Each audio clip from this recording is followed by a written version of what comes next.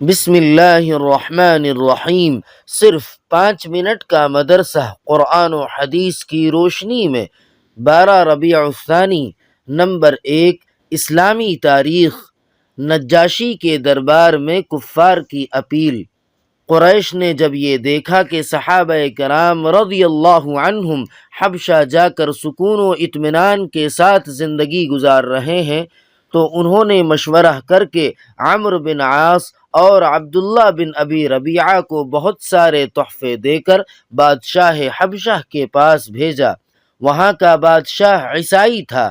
ان دونوں نے وہاں جا کر تحفے پیش کیے اور کہا کہ ہمارے ہاں سے کچھ لوگ اپنے آبائی مذہب کو چھوڑ کر ایک نیا دین اختیار کر کے آپ کے ملک میں بھاگ کر آ گئے ہیں، اس لیے ان کو ہمارے پاس واپس کر دیجیے۔ بادشاہ نے مسلمانوں کو بلا کر حقیقت حال دریافت کی۔ مسلمانوں کی طرف سے حضرت جعفر رضی اللہ تعالی عنہ آگے بڑھے اور کہا، اے بادشاہ، ہم لوگ جہالت و گمراہی میں مبتلا تھے، بتوں کی پوجا کرتے، مردار کھاتے تھے، اور ہم میں سے طاقتور کمزور پر ظلم کرتا تھا۔ ہم اسی حال میں تھے کہ اللہ تعالی نے ہم پر فضل فرما کر ایک رسول بھیجا، جن کی سچائی، امانت داری اور پاک دامنی کو ہم پہلے ہی سے جانتے تھے۔ انہوں نے ہمیں ایک اللہ کی عبادت کرنے، نماز، روزہ اور زکوٰۃ ادا کرنے اور پڑوسیوں اور رشتہ داروں کے ساتھ اچھا سلوک کرنے کا حکم دیا، اور ظلم و ستم، خوریزی اور دوسری بری باتوں سے روکا۔ ہم ان باتوں پر ایمان لے آئے۔ اس پر ہماری قوم ناراض ہو گئی اور ہمیں تکلیفیں پہنچانے لگی، تو پھر ہم آپ کے ملک میں آ گئے ہیں۔ پھر حضرت جعفر رضی اللہ تعالی عنہ نے سورہ مریم کی چند آیتیں پڑھ کر سنائی۔ بادشاہ پر اس کا اتنا اثر ہوا کہ آنکھ سے آنسو جاری ہو گئے، حتیٰ کہ داڑھی تر ہو گئی، اور بادشاہ نے کفار قریش کو یہ کہہ کر دربار سے نکلوا دیا کہ میں ان لوگوں کو ہرگز تمہارے حوالے نہیں کروں گا۔ نمبر 2، حضور صلی اللہ علیہ وسلم کا معجزہ۔ آپ صلی اللہ علیہ وسلم کے بال مبارک کی برکت۔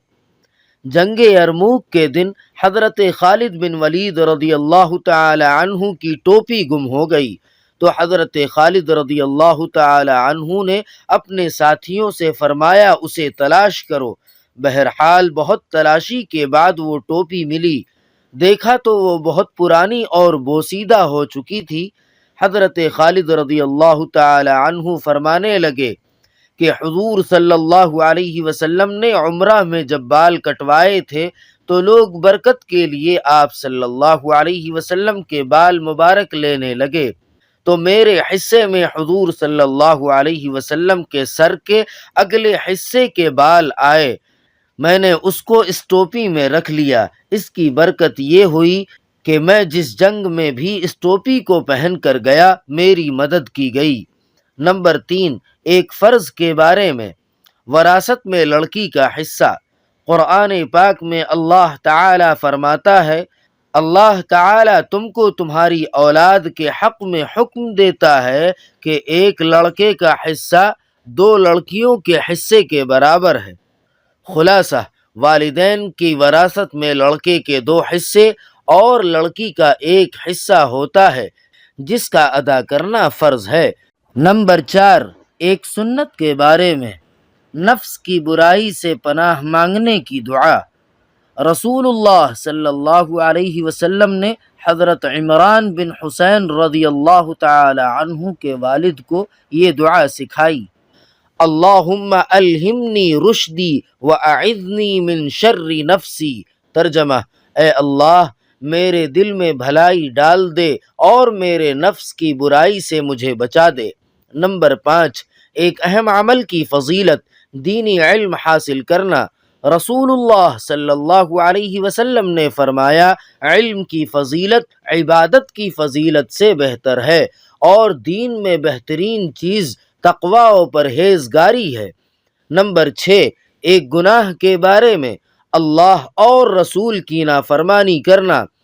قرآن پاک میں اللہ تعالی فرماتا ہے جو شخص اللہ اور اس کے رسول کا کہنا نہ مانے وہ کھلی ہوئی گمراہی میں ہے۔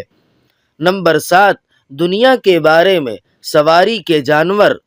قرآن پاک میں اللہ تعالی فرماتا ہے اسی نے یعنی اللہ نے گھوڑے، خچر اور گدھے بھی پیدا کیے تاکہ تم ان پر سواری کرو اور زیب و زینت حاصل کرو، اور آئندہ بھی ایسی چیزیں پیدا کر دے گا جن کو تم ابھی نہیں جانتے۔ نمبر 8، آخرت کے بارے میں اہل جنت کی عمر۔ رسول اللہ صلی اللہ علیہ وسلم نے فرمایا جنتی لوگ جنت میں بغیر داڑھی کے سرما لگائے ہوئے 30 یا 33 سالہ نوجوان کی شکل میں داخل ہوں گے۔ نمبر 9، طب نبوی سے علاج، آگ سے جلے ہوئے کا علاج۔ حضرت محمد بن حاتب رضی اللہ تعالی عنہ کہتے ہیں گرم ہانڈی پلٹ جانے کی وجہ سے میرا ہاتھ جل گیا تھا۔ میری والدہ مجھے رسول اللہ صلی اللہ علیہ وسلم کی خدمت میں لے گئیں تو آپ صلی اللہ علیہ وسلم مجھ پر یہ پڑھ کر دم کر رہے تھے، اذہب البأس رب الناس واشف انت الشافی لا شفاء الا شفاؤک شفاء لا یغادر سقما۔ نمبر 10، نبی صلی اللہ علیہ وسلم کی نصیحت۔ رسول اللہ صلی اللہ علیہ وسلم نے فرمایا اللہ تعالی سے محبت رکھو اس وجہ سے کہ وہ تم کو کھانے کے لیے اپنی نعمتیں دیتا ہے، اور مجھ سے محبت رکھو اس وجہ سے کہ اللہ تعالی کو مجھ سے محبت ہے۔ سبحان ربک رب العزت عما یصفون وسلام علی المرسلین والحمد للہ رب العالمین۔